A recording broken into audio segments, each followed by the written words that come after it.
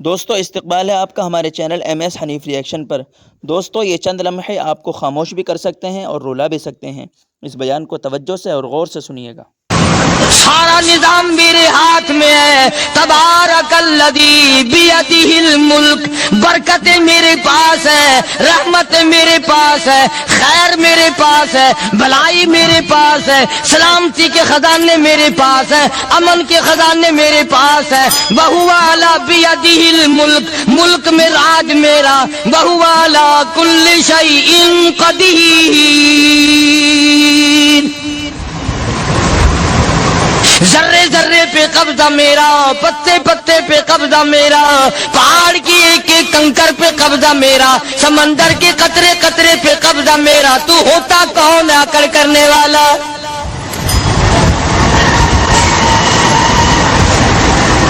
غور نہیں کرتے، سوچتے نہیں ہیں کہ کلام الہی ہمیں کیا بتانا چاہتا ہے۔ جناب عثمان رضی اللہ تعالیٰ عنہ فرماتے ہیں، اور لوگوں میں نے ساری زندگی گزار دی، اسلام کے بعد جس دن سے میں نے کلمہ پڑھا آخری دم تک کوئی جمعہ ایسا نہیں، کوئی جمعہ ایسا نہیں گزرا اللہ کے نام پر میں نے ایک غلام خرید کے آزاد نہ کیا ہو۔ پہلے لوگ بھی جمعے کے دن درود پاک کی کثرت کرتے تھے، خیرات کیا کرتے تھے کہ 8 دن کا کفارہ ہو جائے، اللہ تبارک و تعالی راضی ہو جائے۔ آج کے دن قیامت آئے گی، نہ جانے میرا کیا حال بنے گا، کن لوگوں میں میرا شمار ہوگا۔ مدنی کریم صلی اللہ تعالی علیہ وسلم کا دربار لگا ہوا ہے،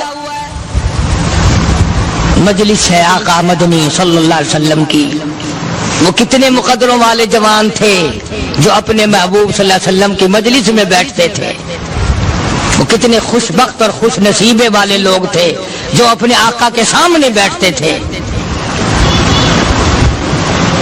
حضور کریم صلی اللہ علیہ وسلم نے فرمایا، مجھے 3 چیزوں سے بڑی محبت ہے، 3 چیزیں بڑی پیاری لگتی ہیں، 3 چیزیں دنیا میں بڑی مرغوب ہیں مجھے۔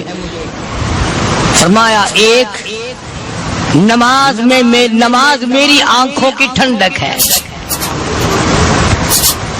سرکار کی پسندیدہ بات سنو، فرمایا نماز میری آنکھوں کی ٹھنڈک ہے۔ جو نماز پڑھتا ہے وہ میری آنکھوں کو ٹھنڈا کرتا ہے، جو نماز نہیں پڑھتا کیا مطلب؟ وہ مجھے رنج دیتا ہے۔ اور جامع ترمذی میں ایک حدیث موجود ہے، ارشاد ہے حضور کریم سب کہہ دو صلی اللہ علیہ وسلم کا، فرمایا کہ ہر پیر کے دن، ہر جمعرات کے دن ہر امتی کا نامہ اعمال میرے سامنے پیش کیا جاتا ہے۔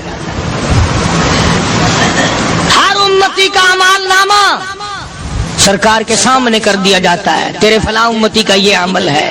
ذرا مسجد میں بیٹھے ہو، قبلے کی طرف منہ کیے بیٹھے ہو، لوگوں سوچو تو صحیح ہمارے اعمال نامے دیکھ کر آقا کو کتنا رنج ہوتا ہوگا، ہمارے کردار دیکھ کر، ہماری روسیائی کو دیکھ کر آقا کو کتنا رنج پہنچتا ہوگا صلی اللہ علیہ وسلم۔ ارے ہم نے حضور کی ذات اقدس کو رنج پہنچایا، پریشانی پہنچائی، تکلیف پہنچائی، پرواہ نہیں کرتے نمازوں کی، نوجوان بھی بوڑھے بھی حج کر کے بھی نماز پڑھتے لوگ، اور اب تو ویسے بھی دانا بینا لوگ ہیں۔ تو آپ نے ارشاد فرمایا کہ میری آنکھوں کی ٹھنڈک نماز میں ہے، 3 چیزیں مجھے پیاری ہیں پوری دنیا میں، 3 چیزیں پسندیدہ ہیں میری۔ سب سے پہلی فرمایا نماز میری آنکھوں کی ٹھنڈک ہے، قرۃ عینی فی الصلاۃ او کما قال النبی صلی اللہ علیہ وسلم۔ فرمایا جس آدمی، جس امتی کا یہ دل کرے کہ میں نبی کی آنکھ ٹھنڈی ہو، اسے چاہیے کہ نماز پابندی سے پڑھے۔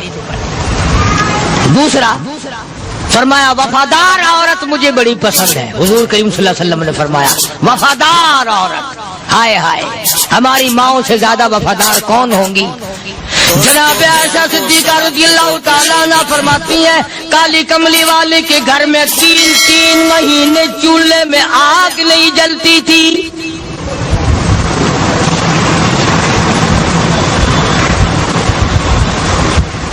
دوسروں کے واسطے ہے سیم و زر و گوہر، اور اپنا یہ حال ہے کہ چولہا ہے بجھا ہوا۔ جناب عائشہ صدیقہ رضی اللہ تعالیٰ عنہ فرماتی ہیں ہمیں 24 گھنٹے میں ایک پانی کا پیالہ اور ایک کھجور کا دانہ ملا کرتا تھا۔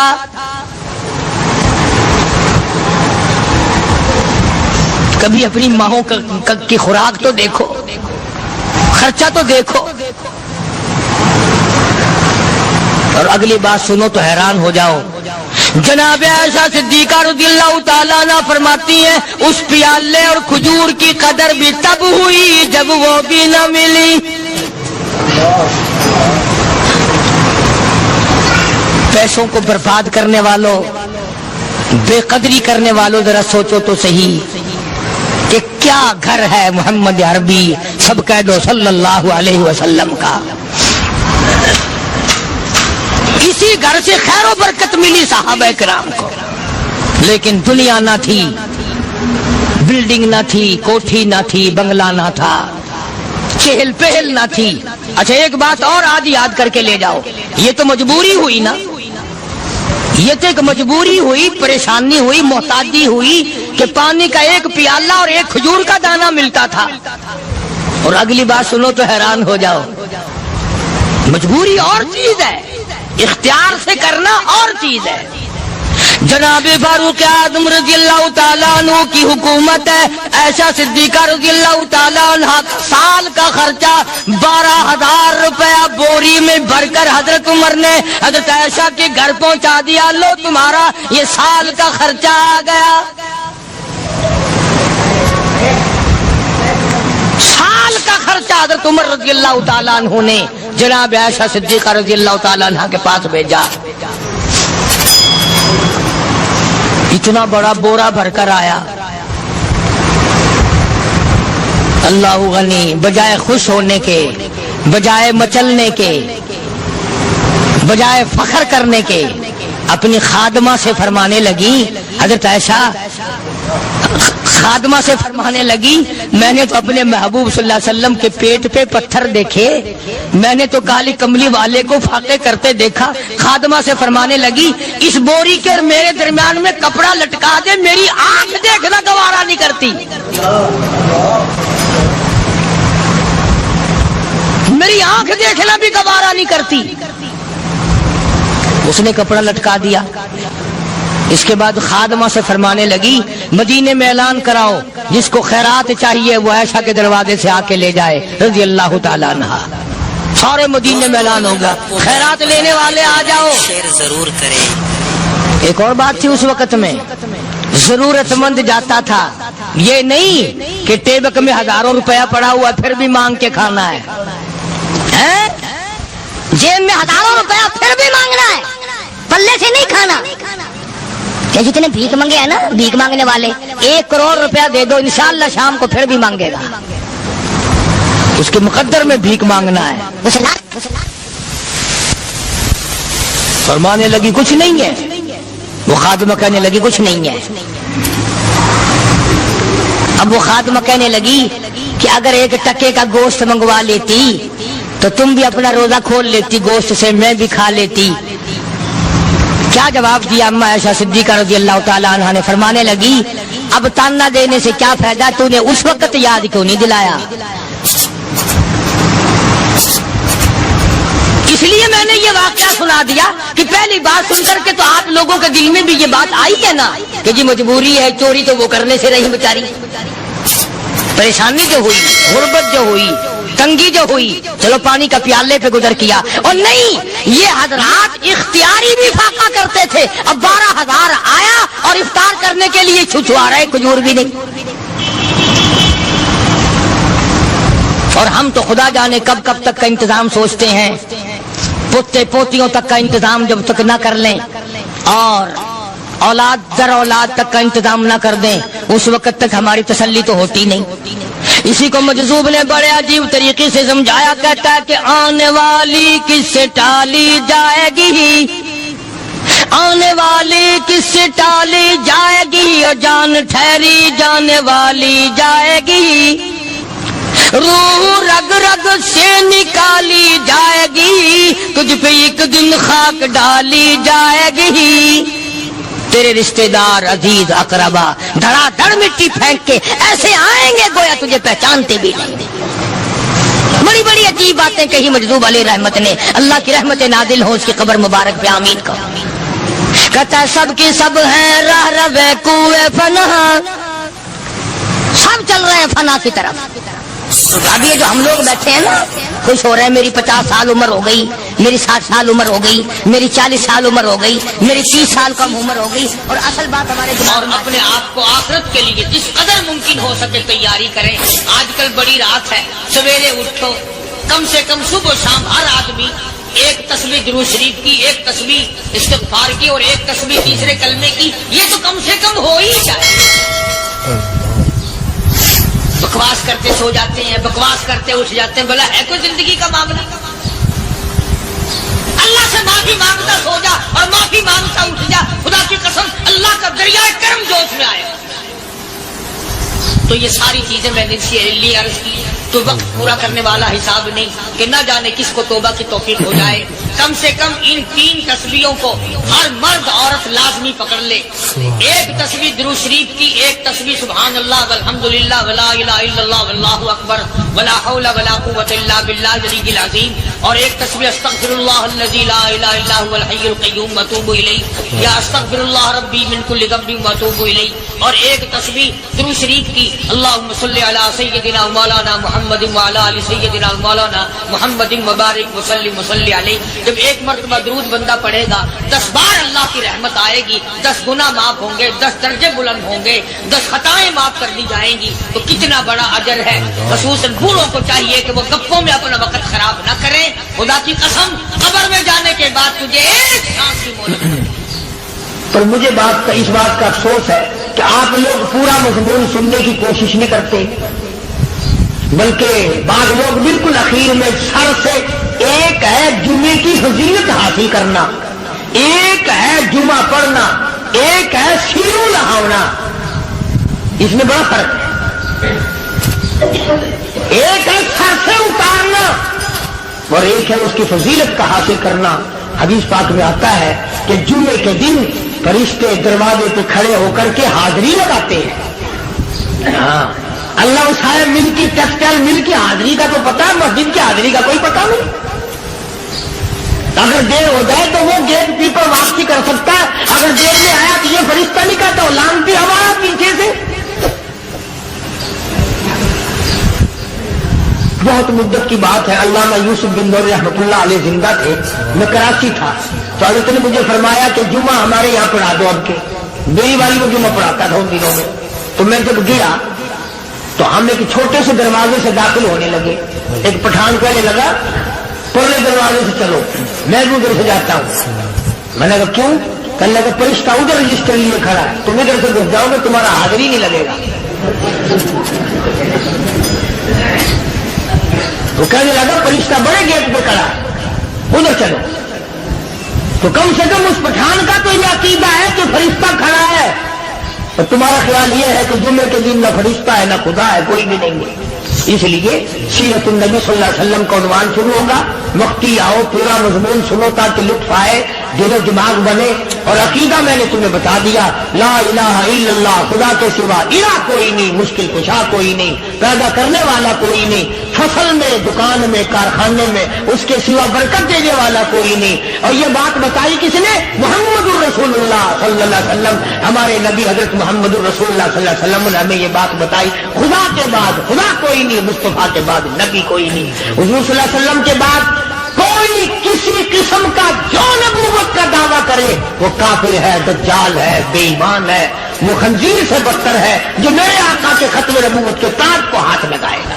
فرمایا لہم قلوب لا یفقہون بہا، اللہ پاک جل شانہ فرماتے ہیں جس کا دل قرآن کریم سمجھنے کا عادی نہیں، لہم قلوب لا یفقہون بہا، جس کا دل قرآن سمجھنے کے لیے تیار نہیں، وَلَهُمْ أَعْيُنٌ لَا يُبْصِرُونَ بِهَا، جس کا کان اللہ کا قرآن سننے کے لیے تیار نہیں. ام لہم آذان لا یسمعون بہا ام لہم آذان یسمعون بہا جس کا کان خدا کا قرآن سننے کو تیار نہیں. خدائی فیصلہ سنو، اللہ کے قرآن کا فیصلہ سنو، اللہ کے کلام کا فیصلہ سنو. جس کا کان میرا کلام سننے کے لیے تیار نہیں، جس کو میرا قرآن سن کے مزہ نہیں آتا، جس کو میرا کلام سن کے حلاوت نہیں آتی، جس کو میرا کلام سن کے لذت نہیں آتی، جس کی روح تازی نہیں ہوتی، جس کو لطف نہیں آتا، جس کو کیف نہیں آتا، جس کو سرور نہیں آتا، جو میرا قرآن سننے کو تیار نہیں، جو میرا قرآن آنکھوں سے دیکھنے کو تیار نہیں، جو میرا قرآن سننے سمجھنے کے لیے تیار نہیں. آؤ پھر خدائی فیصلہ سنو. فرمایا اولئک کالانعام،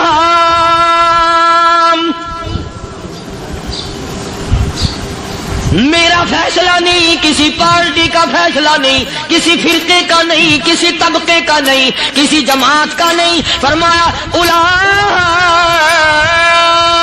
الانعام. پیدا کرنے والا مالک و خالق کہتا ہے مجھے اپنی کبریائی کی قسم یہ سارے جانور ہیں.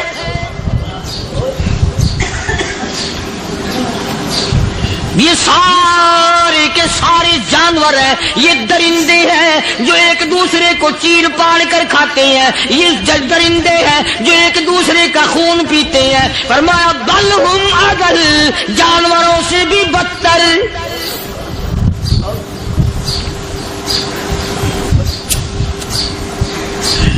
جس کے دل میں قرآن سن کر ترس نہیں، جس دل میں رحم نہیں، اپنے سے کمزور دیکھ کر جس کے دل میں شفقت نہیں، مہربانی کا مادہ نہیں. فرمایا وہ کوئی بندہ ہے، وہ تو جانور ہے. اور خدا قسم میں آ گیا، فرمایا بل ہم اضل، اس سے بھی بدتر. اللہ والے جو ہیں وہ ان خصلتوں کو دور کراتے ہیں اور وہ آدمی کے مزاج اور دل میں سے ایسی چیزیں نکالتے ہیں جو اس کی بربادی کا ذریعہ بنتا ہے. دل کی بیماریوں کا کسی کو فکر نہیں.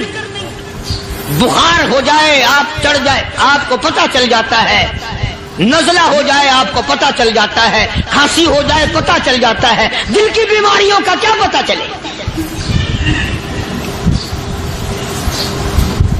صحابہ اکرام رضوان اللہ تعالی علیہم اجمعین کی جماعت کے اللہ پاک کے محبوب حضرت محمد الرسول اللہ صلی اللہ تعالی علیہ وسلم نے دلوں کی صفائی کی. پہلے لوگ جھونپڑیوں میں کچے کوٹھوں میں رہتے تھے، نہ اتنی صفائی تھی نہ اتنی ترقی تھی. آج برتنوں کی صفائی دیکھو، کپڑوں کی صفائی دیکھو، مکان کی صفائی دیکھو، رات دن بس اسی دھندے میں لگے ہوئے. سارا دن برتن دھونے سے فرصت نہیں، سارا دن کپڑوں کے بناؤ اور سنوار میں فرصت نہیں.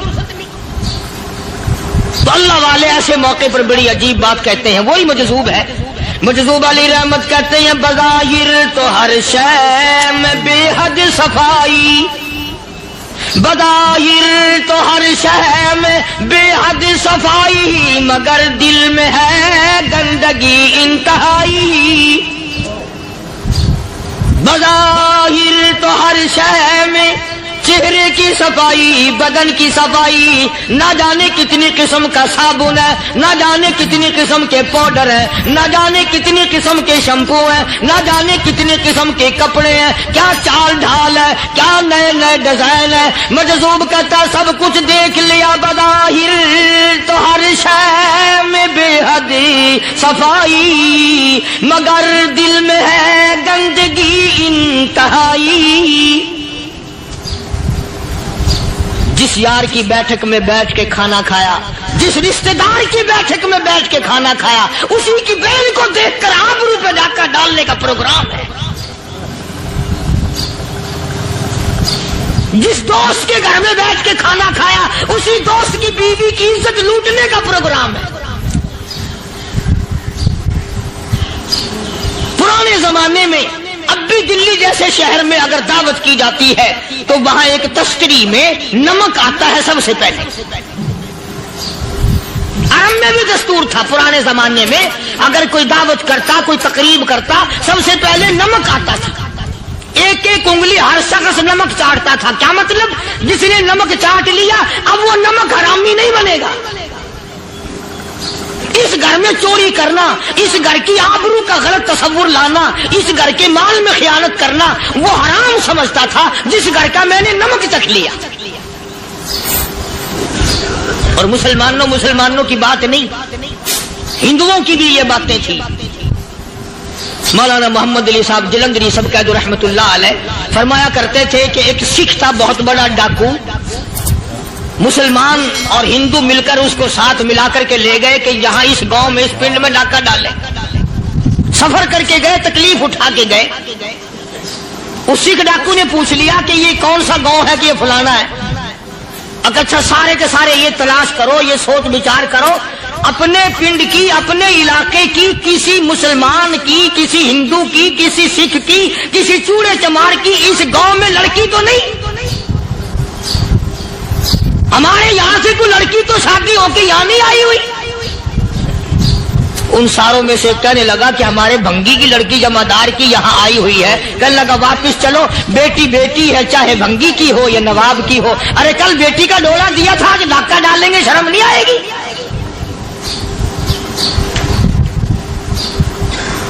آج وہ تصور کہاں چلے گئے؟ اور ہم سب روتے پھرتے ہیں سکون نہیں، اطمینان نہیں. ارے اطمینان آئے گا کیسے؟ ہمارے دل بے ایمان ہے، نیتیں خراب ہے، آئے گا کہاں سے؟ صحابہ کرام رضوان اللہ تعالی علیہ مجمعین کی جماعت نے اس قدر اس بات پہ محنت کی اور کوشش کی کہ غلط لقمہ بھی پیٹ کے اندر نہ چلا جائے. چنانچہ میں علی الاعلان کہتا ہوں 1,29,000 صحابہ کرام کالی کملی والے کے دیوانے اور پروانے، حضور کے یار جانثار، حضور کے ساتھ فاقہ کھانے والے، فاقوں مرنے والے، پتھر کھانے والے، اپنے بچوں کے ٹکڑے ہوتے ہوئے دیکھ کر لا الہ الا اللہ محمد الرسول اللہ کی صدا بلند کرنے والے صحابہ کرام کا یہ حال تھا. پیدل سفر کر کے جاتے تھے یہودی عیسائی. شام نکل گئے، فلسطین نکل گئے، ہندوستان آ گئے. 2 سال لگ جاتے تھے. اپنی جوان بیٹیوں کو مسلمانوں کے گھروں میں چھوڑ کے آ جاتے تھے. کبھی نگاہ نبوت نے جن کو رنگ دیا تھا کبھی کسی صحابی پہ ذرہ برابر الزام نہیں لگا. ان یہودیوں کا، ان عیسائیوں کا یہ عقیدہ تھا کہ محمد صلی اللہ علیہ وسلم کے جو غلام ہیں ان کی نگاہ بھی پاک ہے، ان کے دل بھی پاک ہیں، ان کے ارادے بھی پاک ہیں، ان کے ہاتھ بھی پاک ہیں.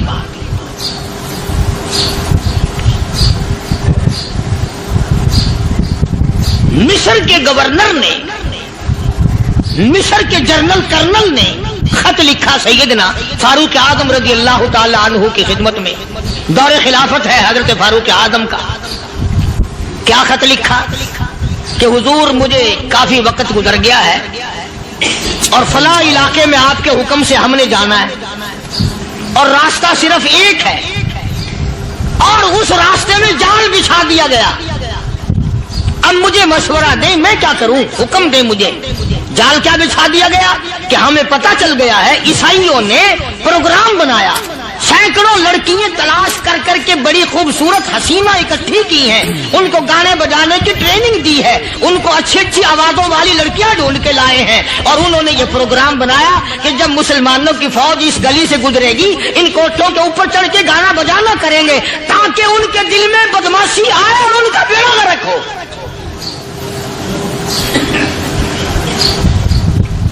کبھی کافر کا یہ عقیدہ تھا کہ مسلمان کا دل بگڑا تو یہ گیا، اس کی نیت میں خرابی آئی اور یہ تباہ ہوا. جناب فاروق اعظم رضی اللہ تعالیٰ عنہ نے اسے یہ خط نے لکھا کہ تو قرآن پڑھا کر، تو نفل پڑھا کر، امیر المومنین خلیفۃ المسلمین سیدنا فاروق اعظم رضی اللہ تعالیٰ عنہ نے اپنے جنرل کرنل کو خط لکھا کہ اس میں لمبی چوڑی فکر کی کوئی بات نہیں، اس میں کوئی پریشانی والی بات نہیں، کوئی سوچ و بچار والی بات نہیں، سارے تیری فوج میں تیری کمان میں مسلمان ہیں، سب کو اکٹھا کر لے، ساروں کو اکٹھا کر کے قرآن کریم کے سورت نور کی 2 آیتیں سنا دے۔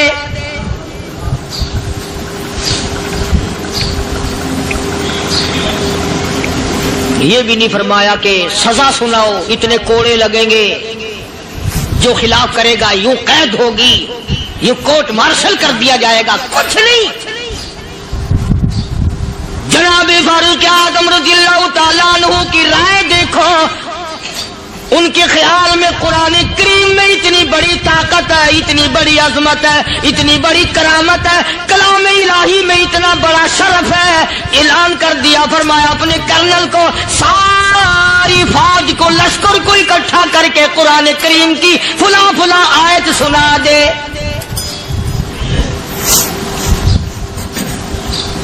اور اس کے بعد بے دھڑک فوج کو لشکر کو اسی راستے سے گزار کے لے جا، بے دھڑک لے جا۔ ہائے کبھی قرآن کی 2 آیتوں سے کام بن جاتا تھا، اب سارے قرآن سے میرا تیرا کام نہیں بنتا۔ قصور قرآن کا نہیں ہے، یہ میرا تیرا ہے، یہ تو اتنی وفادار کلام ہے، اتنی پاک کلام ہے، خدا کی قسم ہزاروں رجسٹروں کے گتے، ہزاروں چائے کے ڈبے، ہزاروں مٹھائی کے ڈبے، لاکھوں کروڑوں دوائیوں کے ڈبے گندے نالوں پہ، کوڑیوں پہ، روڑیوں پہ پڑے ہیں، اور جس گتے نے قرآن کے ساتھ یاری لگا لی، خدا کی قسم کوئی آدمی بغیر وضو اس گتے کو بھی ہاتھ نہیں لگا سکتا۔ ہزاروں نہیں لاکھوں کپڑے مارکیٹ میں پڑے، پر جس کپڑے نے قرآن سے یاری لگا لی، جو کپڑا جسدان بن کر قرآن پہ چڑھ گیا، لوگ اس کو بھی چومتے ہیں، اور چومنا چاہیے۔ یارو کپڑے نے قرآن سے یاری لگائی تو کپڑا عظمت والا بن گیا، گتے نے یاری لگا لی تو گتا بن گیا۔ ہزاروں قسم کے کاغذات روزانہ ذلیل ہوتے پھرتے ہیں، جس کاغذ پہ قرآن لکھا گیا وہ عظمت پا گیا، جس سیاہی سے قرآن لکھا گیا وہ سیاہی عظمت والی بن گئی۔ ارے اگر مسلمان قرآن کو اپنے اندر پیدا کر لے، اس کی عظمت کو بسا لے، اس کو اپنا لاہ عمل بنا لے، اس کو اپنے سر پہ رکھ لے، تو کیا یہ بندہ قرآن کے ساتھ وفاداری کرے تو قرآن کیا خیال ہے قرآن بے وفائی کر دے گا؟ یقین نہیں، یقین اصل بات اعتقاد کی ہے۔ یقین کا تو یہ عالم بنا ہوا کہ اگر کوئی چوری کا معاملہ ہو جائے اور کسی پر شبہ ہو، اگر اسے کہو کہ قرآن اٹھا دے تو دیر نہیں لگائے گا، اور اگر کہے کہ فلانی خانگاہ کا کنڈا مار دیا کہ یہ کام میں نہیں کرتا۔ خانگاہ کے کنڈے میں ایمان ہے، قرآن پہ ایمان نہیں۔ اس پر یقین ہے کہ پیر اندھا کر دے گا، اور یہاں یقین نہیں کہ جس خدا نے پیدا کیا اگر میں نے جھوٹا قرآن اٹھایا تو وہ برباد کر دے گا۔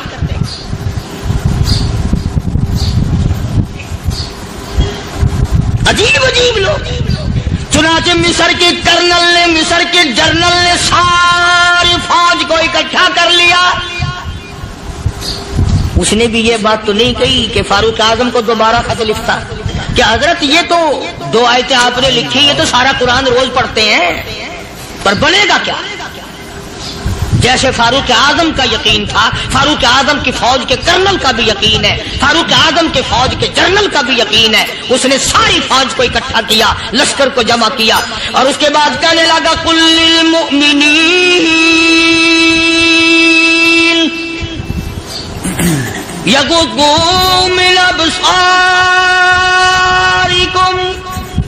وَيَحْفَظُوا فُرُوجَهُمْ ذَلِكَ أَزْكَىٰ لَهُمْ إِنَّ اللَّهَ خَبِيرٌ بِمَا يَصْنَعُونَ۔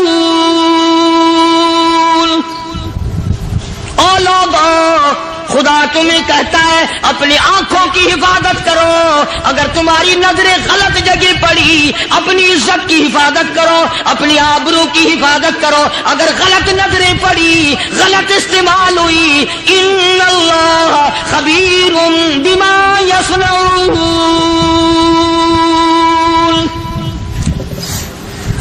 اللہ پاک تمہاری ساتھ ساتھ ہے، وہ ہر چیز کو دیکھتا جائے گا، وہ ہر چیز تمہاری دیکھے گا۔ چنانچہ تاریخ شاہد ہے، ابن حشام نے لکھا ہے، ابن خلدون نے لکھا ہے، اور کئی مورخین نے لکھا ہے کہ جب مسلمان جنرل نے، مسلمان کرنل نے اپنی فوج کو قرآن کی 2 آیتیں سنائی اور اس کے بعد حکم دیا چلو، تمام کا تمام لشکر چل رہا ہے، ادھر ڈھول بجا، دھماکے بجے، گانا شروع ہوا، گانا بجانا شروع ہوا، ساری فوج نکل گئی، سارا لشکر چلا گیا۔ لڑکیوں نے دیکھا کہ یہ تو ختم ہو گئے، نیچے آواز دے کے کہنے لگی اور جانے والوں یہ ساری فوج کئی اندھوں کی فوج تو نہیں؟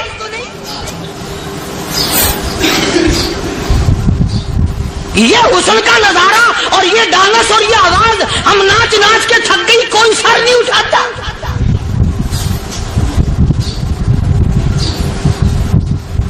اور آج دیکھ لیں آپ،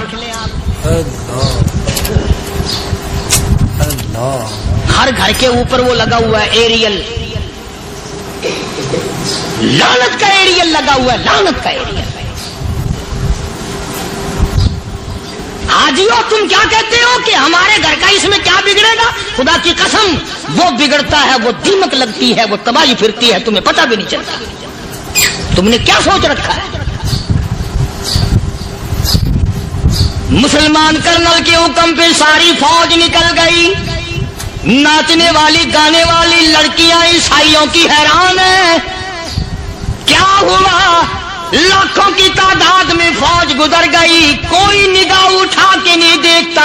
ایک مسلمان سپاہی گزرتا گزرتا نیچی نظریں کیے کہنے لگا سر کیسے اٹھائے، نگاہ کیسے کوئی اٹھائے گا؟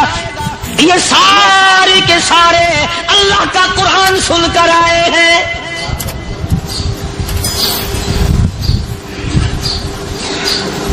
کیسے کوئی نگاہ اٹھائے گا؟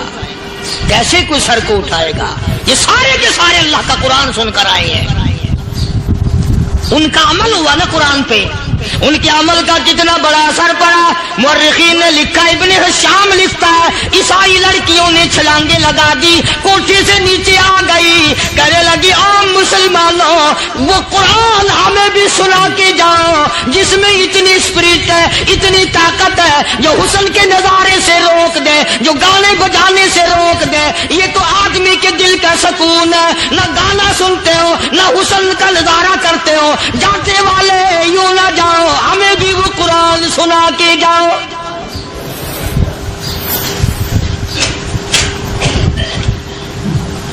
اس قرآن میں کتنی بڑی طاقت ہے، وہ کتنی عظمت ہوگی اس میں، اس کلام میں کتنی برکت ہوگی، جس کلام میں یہ تاثیر ہے کہ وہ ایسی ایسی چیزوں سے روک دیتا ہے۔ چنانچہ ایک مسلمان سپاہی چلتا بھی جاتا ہے اور کہنے لگا وَقُلْ لِلْمُؤْمِنِينَ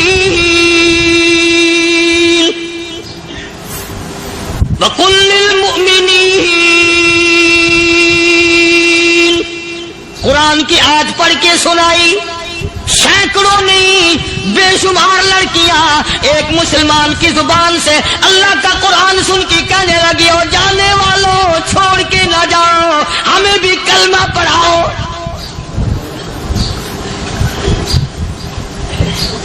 جتنی بھی وہ ناچنے گانے والی تھی تمام کی تمام کلمہ پڑھ کر مسلمان بن گئی۔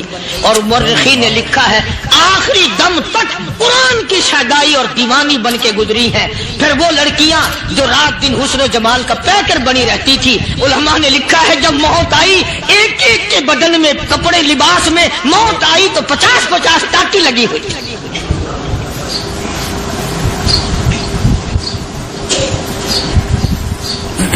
بظاہر تو آج بھی بڑی جھاڑا پنجی ہے، بڑی صفائی ہے، بڑی دوڑ دھوپ ہے۔ اسی کو مجذوب الالام کہتا بظاہر تو ہر شے میں بے حد صفائی، مگر دل میں ہے گندگی انتہائی، کبھی اس کے دھوکے میں آنا نہ بھائی، یہ سب ہے رعائی، یہ بس ہے رعائی، یہ تو چیز ہی کچھ نہیں۔ بڑے بڑے دھندے ہمیں پلٹتے دیکھے، بڑے بڑے نظام بگڑتے دیکھے۔ محمد عربی صلی اللہ تعالی علیہ وسلم کے دربار میں بڑے بڑے لوگ آتے تھے۔ اللہ غنی، نگاہ نبوت نے جس کو رنگ دیا سبحان اللہ. پھر قیمت جو بن گیا وہ اسلام کی دولت سے پیچھے نہ ہٹا.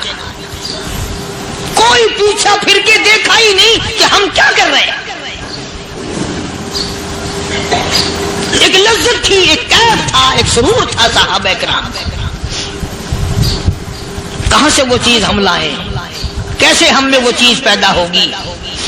جنگ بدر ہوا، بڑی بہترین بات ہے، توجہ لکھ کے لے جاؤ، انشاءاللہ قبروں میں دعائیں دو گے. جنگ بدر ہوا، 70 سے زیادہ کافر پکڑے گئے، مدینے میں پکڑ کے قیدی بنا کر کے لائے گئے. تنگ دستی کا زمانہ ہے، 1 سال نہیں ہوا مسلمان اجڑ کے آئے تھے، مار کھا کے آئے، پریشان ہو کر آئے، دن دولت چھوڑ کر لٹا کر آئے. ان کے پلے کیا تھا؟ شام کا وقت ہوا، مدنی کریم صلی اللہ تعالی علیہ وسلم نے مسجد کے دروازے میں کھڑے ہو کر اعلان فرما دیا، کون ہے جو میرے مہمانوں کو کھانا کھلائے؟ اور وہ مہمان کوئی شہنشاہ تھے، ہیں بھی کافر، ہیں بھی اسلام کے دشمن، آئے بھی صحابہ کرام کو مارنے، میدان جنگ سے پکڑ کے لائے گئے، جنگی قیدی ہیں. اس نبی کی طرف کبھی منہ کیا کر جس نبی کا تو غلام ہے، امتی بڑا پھرتا ہے. فرمایا کون ہے جو میرے مہمانوں کو کھانا کھلائے؟ صحابہ کرام میں سے کسی نے 2 پکڑ لیے، کسی نے 1 کو ساتھ لے لیا. ایک بنادار سا غریب سا صحابی ہے، اس نے ساتھ لے لیا ایک مہمان اور گھر لے کے گیا. بیوی کو کہنے لگا کہ کھانا کتنا ہے؟ کہ بس 1 آدمی جو کا ہے، 1 آدمی کی کافی ہوگا. کان میں کہنے لگا اپنی بیوی کے، دستور تھا عرب کا، مہمان اور میزبان اکٹھے کھایا کرتے تھے. اپنی گھر والی کے کان میں کہنے لگا کہ اس کے آگے کھانا رکھ دیں گے مہمان کے، جب یہ کھانا شروع کر دے گا کسی بہانے سے دیوا بجھا دیو، میں یوں ہی منہ کو خالی ہلاتا رہوں گا، یہ کھانا کھا لے گا، پیٹ بھر جائے گا اس کا. چنانچہ کھانا آگے رکھ دیا، جو کچھ بھی تھا. اس نے کھانا شروع کیا کہ جی آپ بھی کھائیں، کہ ہاں میں بھی کھا رہا ہوں. بس یوں ہی کھانے میں بھی ہاتھ لگائے، منہ کو بھی ہاتھ لگائے اور منہ کو چلائے بھی برابر. بیوی نے چراغ بجھا دیا. یہ عمل جو صحابی کر رہا ہے اپنے گھر میں. ادھر قرآن کریم نازل ہو گیا محمد کریم صلی اللہ علیہ وسلم کی ذات پہ، فرمایا وَيُؤْثِرُونَ عَلَىٰ أَنفُسِهِمْ وَلَوْ كَانَ بِهِمْ خَصَاصَةٌ وَمَن يُوقَ شُحَّ نَفْسِهِ فَأُولَٰئِكَ هُمُ الْمُفْلِحُونَ. اور میرے محبوب مبارک ہو، تیری امت میں ایسے لوگ بھی ہیں جو اپنا منہ خالی ہلا رہا ہے، بیوی بھوکی بیٹھی ہے، چراغ بجھائے بیٹھی ہے اور اپنے ہاتھ کو خالی چلا رہا ہے اور میرے بندے کا پیٹ بھر رہا ہے. اور میرے محبوب مجھے اپنی عظمت کی قسم، میں تیری ان دیوانوں پہ جنت واجب کر چکا.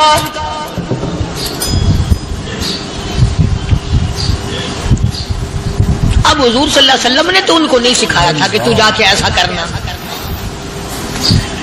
قدرتی مزاج ایسا بنا دیا تھا. ایک اور موقع آیا مدینے پاک میں، جنگی قیدی اور جگہ سے اسی طرح سے آئے. ایک صحابی ایک اور آدمی کو، جنگی قیدی کو کافر میں گھر لے گیا. بیوی کہنے لگی کہ 1 ہی آدمی کا کھانا ہے بس. انہوں نے کہا اس کو دے دو. وہ کافر جنگی قیدی کہنے لگا جی آپ بھی کھائیں. کہنے لگا بھی بات ہے صاف، 1 آدمی کا کھانا ہے، تو کھانا کھا، میں درخت کے پتے چبا لیتا ہوں. وہ کہنے لگا میں کھاؤں گا پتے. انہوں نے کہا تو رئیس آدمی ہے مکے کا، میں پرانا غریب ہوں، مجھے پتے چبانے کی عادت ہے، تیرے پیٹ میں درد نہ ہو جائے، میں عادی ہوں پتے چبانے کا. اس نے پتے چبا لیے. کافر مسافر اور مہمان جو تھا جنگی قیدی، اس کو کھانا کھلا دیا. دوسرے دن پھر ایسی نوبت آئی. اس نے کہا آپ بھی میرے ساتھ کھانا کھائیں گے؟ کہ نہیں بھائی تو کھا، میں بچے چبانے کا عادی ہوں. 2 دن تو اس کافر نے کھانا کھا لیا اور جب تیسرے دن اس کے آگے کھانا آیا انہوں نے کہا بھائی تو ہی کھا، بس اتنا ہی کھانا ہے، میں تو میاں بیوی ہم تو پتے چبا لیں گے۔ وہ کہنے لگا مدینے والوں تم خود پتے چباتے ہو، دشمنوں کو کھانا کھلاتے ہو، آج میری بھی ایک شرط ہے، پہلے کلمہ پڑھا پھر کھانا کھلا۔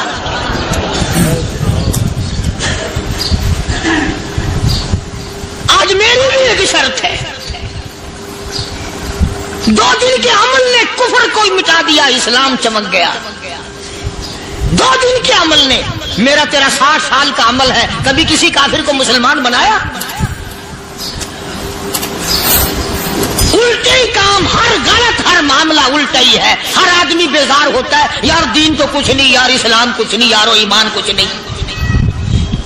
اسی کو قرآن کریم نے للکار کے آواز دے کے فرما دیا لوگوں ایسی گڑبڑ نہ کرو ورنہ میں وہ خدا ہوں فَأَخَذَتْكُمُ الصَّاعِقَةُ وَأَنْتُمْ تَنظُرُونَ۔ جبریل امین نے ایک چیخ ماری، ساری قوم کے جگر پھٹ گئے۔ میں وہ خدا ہوں لا تركضوا وارجعوا إلى ما أترفتم فيه ومساكنكم لعلكم تسألون۔ لوگ مکان چھوڑ کے بھاگتے ہیں، ماحول چھوڑ کر بھاگتے ہیں، معاشرہ چھوڑ کر کے بھاگتے ہیں۔ خدا کہتا آؤ جن مکانوں پہ تمہیں ناز تھا وہ یہ کھڑے بھاگ کر رہے۔ اسی کو قرآن کریم کہتا ہے ان الذین قالوا ربنا اللہ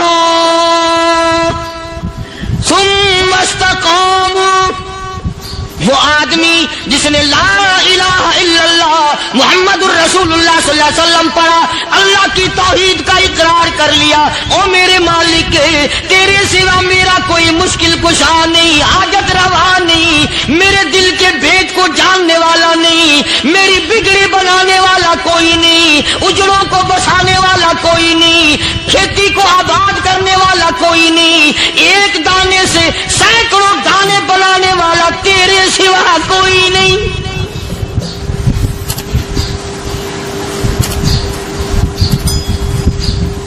کھیتوں میں جاؤ،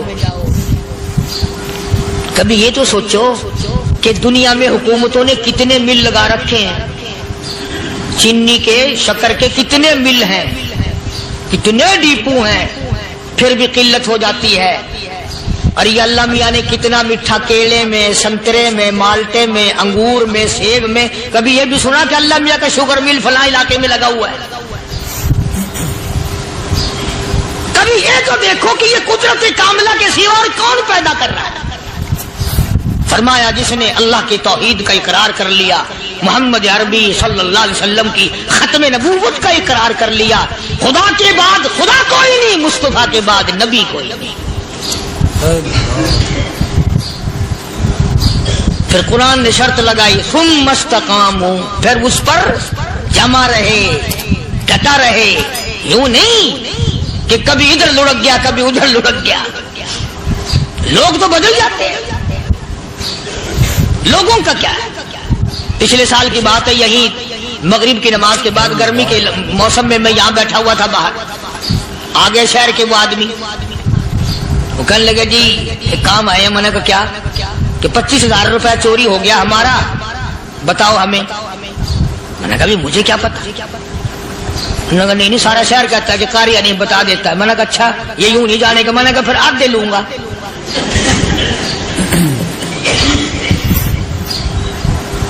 25,000 گم ہوئے ہیں نا، 12.5 میرے 12.5 تمہارے۔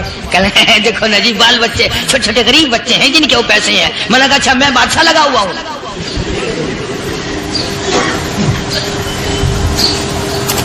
انہوں نے کہا جی سودا مہنگا۔ میں نے کہا پھر کہیں اور چلے جاؤ۔ کتنا میں نے سمجھایا نہیں ماننا کہ اگر ہمیں یوں پتہ چل جائے مولویوں کو ولیوں کو تو پھر یہ لاکھوں کروڑوں پولیس والے رکھنے کی ضرورت ہے بھلا؟ اتنی بڑی فوج کا رکھ کر کیا کریں گے ہم؟ اربوں روپیہ فوج کا خرچہ ہے، 2 ولی، ایک ولی کو اس بارڈر پہ بٹھا دیں گے، ایک ولی کو اس بارڈر پہ بٹھا دیں گے، پھر ہم بڑھانا دیں گے اولیاء کرام رجمت۔ ذہنیت ماری گئی، سمجھ نہیں پاتے، دین کے قریب نہیں آتے لوگ، سمجھتے نہیں۔ فرمایا ثم استقاموا تتنزل علیہم الملائکۃ الا تخافوا ولا تحزنوا وابشروا بالجنہ التی کنتم توعدون۔